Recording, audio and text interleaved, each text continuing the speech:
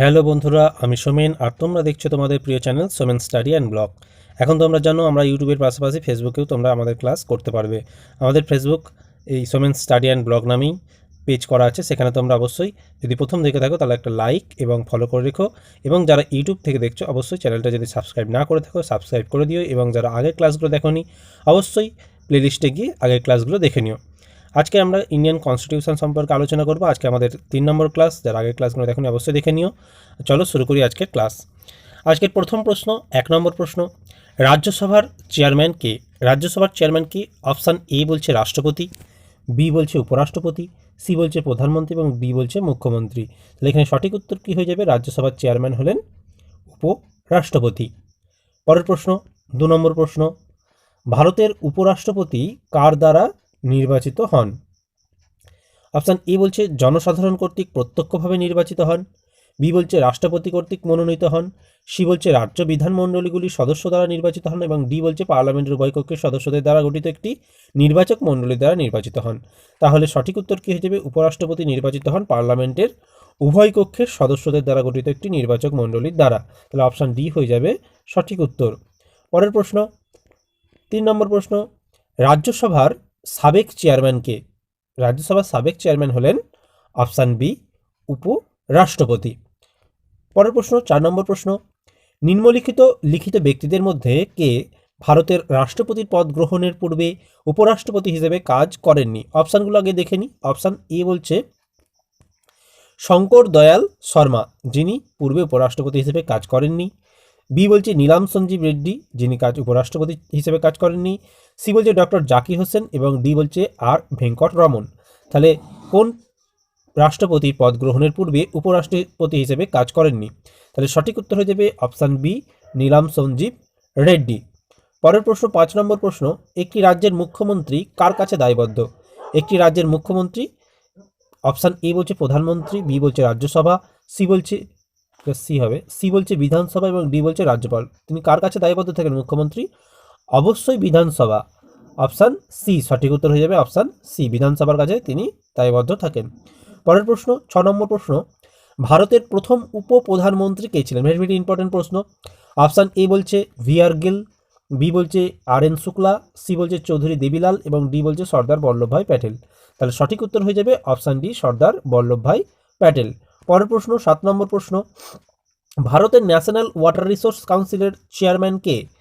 Option A প্রধানমন্ত্রী, B জলসম্পদ মন্ত্রী, সি পরিবেশ ও অরণ্য মন্ত্রী, ডি বিজ্ঞান ও প্রযুক্তি মন্ত্রী। তাহলে এখানে সঠিক উত্তর হয়ে যাবে অপশান এ প্রধানমন্ত্রী। প্রধানমন্ত্রী হলেন ভারতে ন্যাশনাল ওয়াটার রিসোর্স কাউন্সিলের চেয়ারম্যান। পরের প্রশ্ন, 8 নম্বর প্রশ্ন, ভারতের সবথেকে স্বল্প মেয়াদী প্রধানমন্ত্রী কে? স্বল্প মেয়াদী প্রধানমন্ত্রী কে ছিলেন?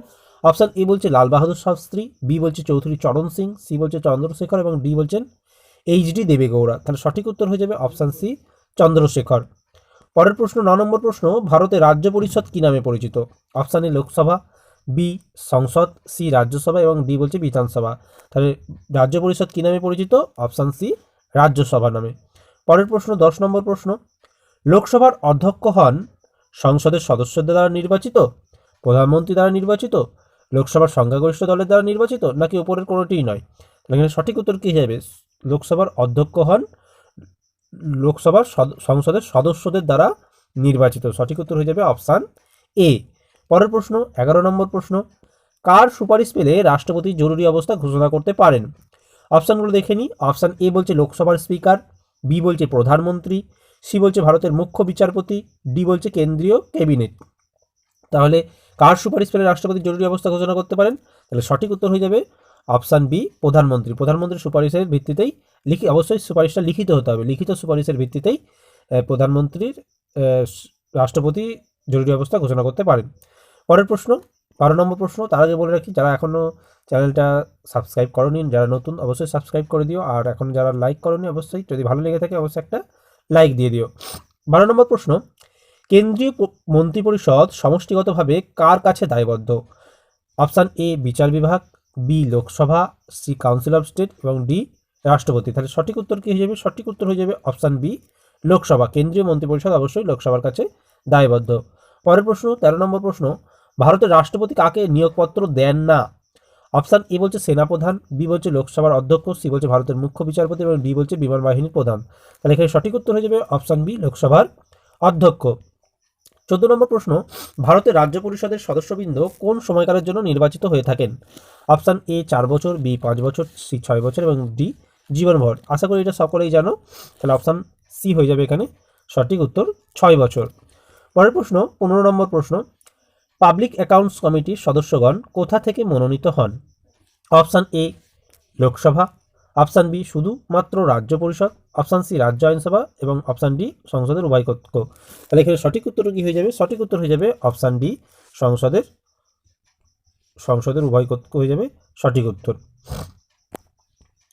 এটা হয়ে যাবে অপশান ডি হয়ে যাবে সঠিক উত্তর। পরের প্রশ্ন 16 নম্বর প্রশ্ন, আর তোমরা যে প্রশ্নগুলো দেখছো এগুলো WBCS মেন 2022-এর বেশিরভাগ প্রশ্ন, 90% প্রশ্ন এখানে 2022-এর WBCS মেনে এসেছিল। সেই প্রশ্নগুলো আমি তোমাদের প্রিভিয়াস ইয়ার কোশ্চেন হিসেবে এগুলোই করাচ্ছি। প্রত্যেকটা প্রশ্নই বিভিন্ন পরীক্ষায়, ভারতবর্ষের বিভিন্ন পরীক্ষায় এসছে। কোনটা কিছু পিএসসি পরীক্ষা আছে, অর্থাৎ বিভিন্ন স্টেটের পিএসসি পরীক্ষার প্রশ্ন, এবং আমাদের WBCS ওয়েস্ট বেঙ্গল WBCS পরীক্ষারও কিছু প্রশ্নের মধ্যে আছে, এই 25টা প্রশ্নের মধ্যে। 16 নম্বর প্রশ্নটা জেনে নিই আগে।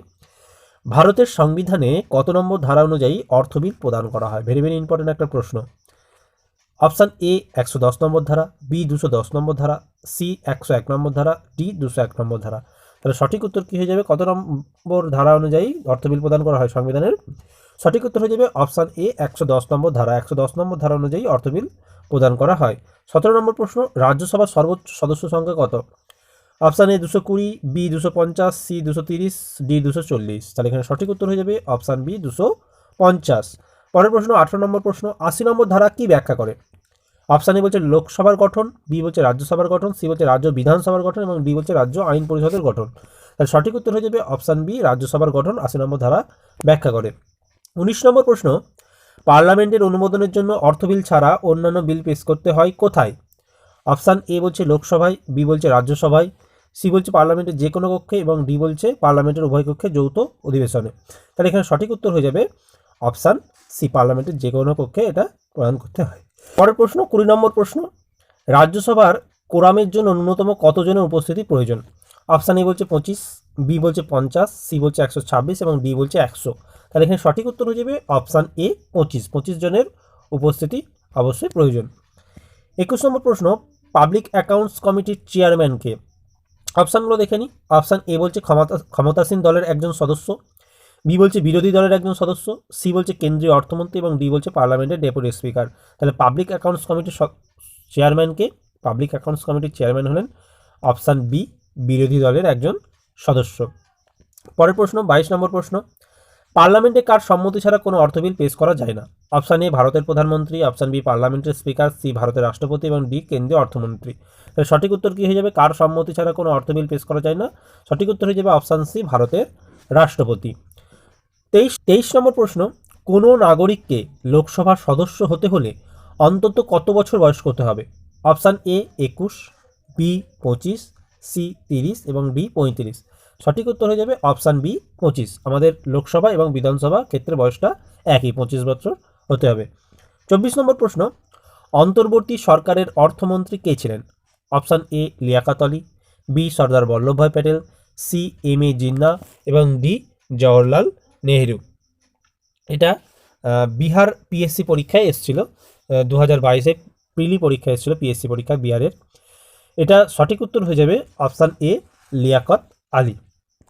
পরের প্রশ্ন 25 নম্বর প্রশ্ন, ভারতের সুপ্রিম কোর্টে বিচারকের সংখ্যা বাড়ানোর অধিকার কে ভোগ করেন? আজকে শেষ প্রশ্ন এবং কোশ্চেন অফ দ্য ডে বলবো এই প্রশ্নটাকে। ভারতে সুপ্রিম কোর্টে বিচারকের সংখ্যা বাড়ানোর অধিকার কে ভোগ করেন?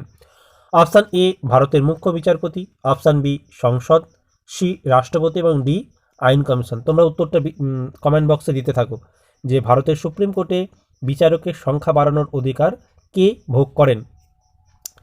আশা করি তোমরা কমেন্ট বক্সে উত্তর দিয়ে দিয়েছো। চলো আমি এবার উত্তরটা বলে দিই। তাহলে এখানে সঠিক উত্তর কী হয়ে যাবে? সঠিক উত্তর হয়ে যাবে অপশান বি সংসদ। সংসদই সুপ্রিম কোর্টে বিচারকের সংখ্যা বাড়ানোর অধিকার ভোগ করে থাকে। এখানে আজকে আমাদের প্রশ্ন 25টা প্রশ্ন শেষ হলো। তোমাদের যদি ক্লাসটা ভালো লেগে থাকে অবশ্যই একটা লাইক কমেন্ট শেয়ার করে দিও এবং চ্যানেলটা যারা সাবস্ক্রাইব করেনি সাবস্ক্রাইব করে দিও এবং যারা ফেসবুক থেকে দেখছো অবশ্যই আমাদের পেজটাকে ফলো এবং লাইক করে দেখো, এবং ভালো লাগলে অবশ্যই তোমার বন্ধুদের সাথে শেয়ার করে দিও। চলো, যারা ধৈর্য ধরে এতক্ষণ দেখলে সকলকে অনেক অনেক ধন্যবাদ। সকলেই খুব ভালো থেকো।